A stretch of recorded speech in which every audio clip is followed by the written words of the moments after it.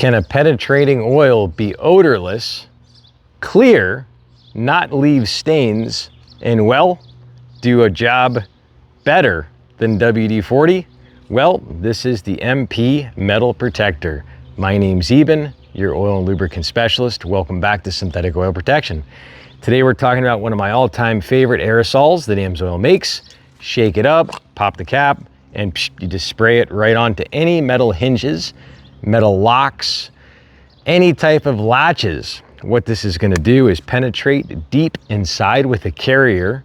That carrier basically drops off the lubricant, leaves it deep inside that crack. You're going to notice things run a lot quieter, smoother. You're not going to see as much surface rust. This is great for driving out moisture inside locks. If you live somewhere where it's very moist in the morning with a lot of dew, this is going to keep that from always having these sticky locks and mechanisms. I've had many customers that are all different types of service guys, from working at shops to commercial equipment. They've run this, they've used PB Blaster, WD-40. Their personal words to me, they like it way better. I'd like you to support the channel and reach out to me in the comments if you have any questions on these products.